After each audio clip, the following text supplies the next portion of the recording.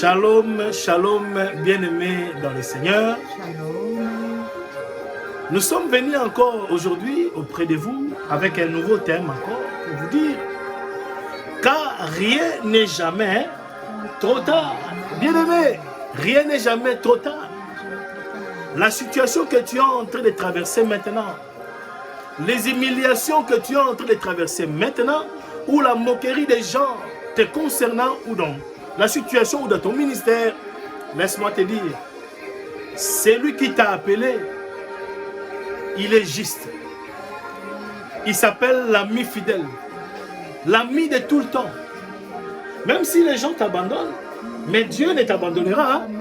Dieu ne t'abandonnera jamais. Jamais. Il s'appelle fidèle. Il s'appelle fidèle. Vous savez, la réalité et la vérité, ce n'est pas la même chose. Je vous ramène dans le livre de Jean, chapitre 11. Quand nous regardons l'histoire de Lazare, nous allons voir les deux sœurs de Lazare, Marthe et Marie. Ils étaient venus auprès de Jésus pour dire, Seigneur, ton ami Lazare est malade au point de mourir. Ton ami est mourant. Bien aimé, ça, c'est ce qu'eux, ils voyaient. C'était leur constat. Pour eux, ils pensaient que c'était plus possible pour que Lazare puisse se remettre encore de nouveau. Pour que sa situation soit encore rétablie. Mais quand ils sont venus voir Jésus, tu sais la réponse que Jésus avait donnée?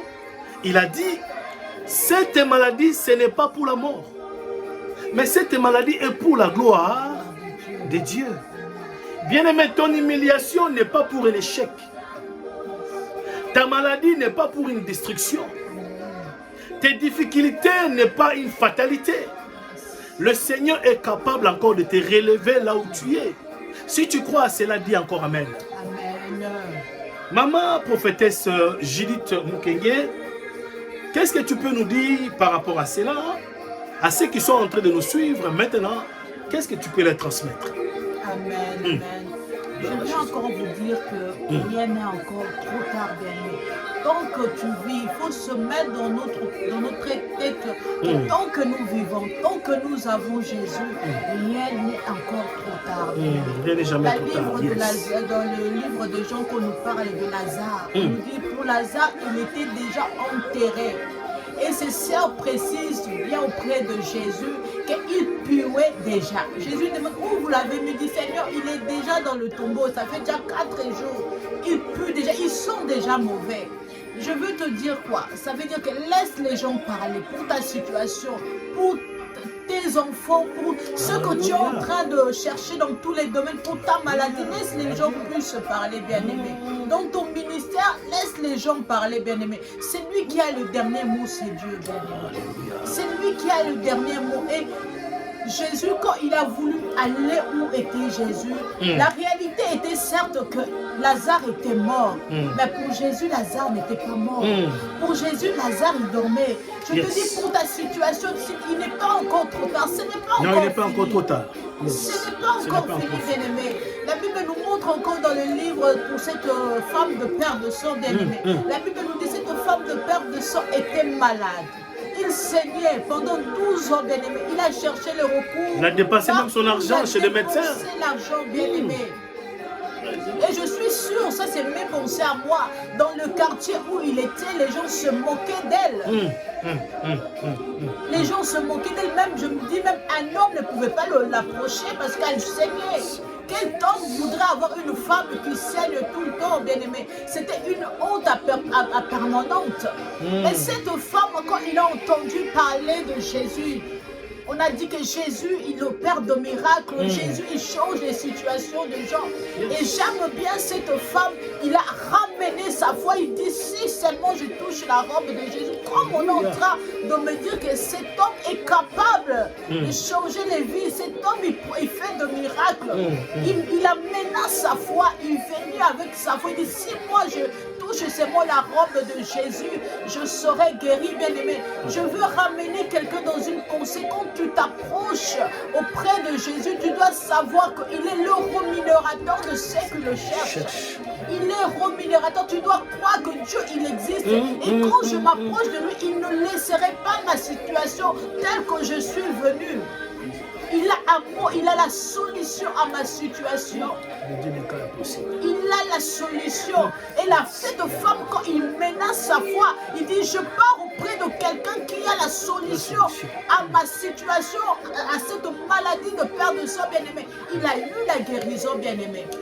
Je veux dire à une personne, si la fois passée, tu partais à l'hôpital toute seule, cette fois-ci, amène Jésus. Alléluia. Si dans tes business, tu le faisais seul, cette fois-ci, associe Jésus dans tes business. Si dans ton ministère, tu le faisais toute seule, dis Seigneur, cette fois-ci, je ne veux pas faire toute seule. Cette femme a dit, j'ai cherché toute seule. Cette fois-ci, je sais qu'avec Jésus, j'aurai la solution. Mais tu dois avancer auprès de Jésus avec des pensées positivement qu'il est capable de changer ma situation. Il est capable. Et j'aime bien aussi l'histoire de Pierre, bien-aimé. La Bible nous dit, Pierre a cherché pendant la nuit, bien-aimé. Pendant toute la nuit, il a péché, il n'a rien eu. Malgré la Bible nous dit, il était expert dans le péché. Mais la nature, cette fois-ci-là, il a dit que tu n'auras pas. Mais des fois, la nature vient nous enseigner quelque chose. Il y a des choses qu'on faisait, ça allait, la santé allait, le mariage, le business, le ministère, ça allait. Mais il y a un moment arrive que tout est noir. Le chemin est noir, bien-aimé. Dans cette chemin noir, dans cette complication de la vie, il nous demande de faire recours auprès de Dieu. De faire recours auprès de Dieu, bien-aimé. Pour savoir que c'est Dieu qui a la solution à tous nos problèmes, bien-aimé. Nous ne devons pas nous confier à nous-mêmes, bien-aimé. Pierre était sûr de lui. Il dit, moi je connais cette situation de pêche. Parce que je suis né dedans. Je suis expert dans ça. Mais il y a eu un jour, bien-aimé. Il n'a pas eu de poisson, bien-aimé. Il n'a pas eu de poisson. Et son intelligence était vraiment finie pour dire que c'est fini pour moi. Mais quand Jésus passa dans son chemin, Jésus passa dans son chemin, il dit à Pierre, tu dois encore aller. Tu dois encore aller. Il a commencé à donner des explications. Mais ne donne pas des explications à ta situation.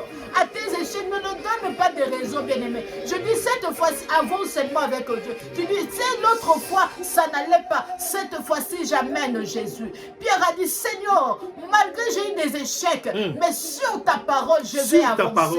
Sur ta parole, je vais encore essayer. Malgré j'ai essayé, ça a échoué, mais sur ta parole, je vais aller. Et bien aimé, la Bible nous dit, sur la parole de Jésus, il a eu encore de poissons. Je dis, cette fois-ci, ton échec n'est pas encore fini.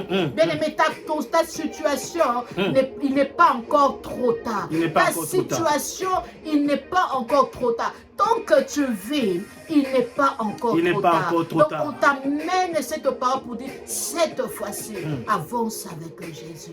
Cette fois-ci, amène Jésus. Et quand tu amènes Jésus, tu n'échoueras pas. Tu n'échoueras pas et tu n'échoueras jamais. Bien-aimés, c'est pour cela que nous sommes en train de chuter par rapport à notre message. Pour comprendre ce que notre maman prophétesse Judith Mukenge, elle vient de transmettre pour dire, vaut mieux la fin d'une chose que son commencement. Amen. Malgré l'expérience que Pierre il avait, mais Jésus a dit à Pierre, ne sois pas abattu, jette seulement ton filet et tu verras. Bien aimé, nous sommes venus te dire, si tu crois, tu verras la gloire de Dieu. Amen. Soyez bénis, toute personne qui est arrivée à nous suivre, et nous reviendrons encore prochainement. Soyez abondamment et infiniment bénis. Amen. Gloire à Dieu. Soyez bénis.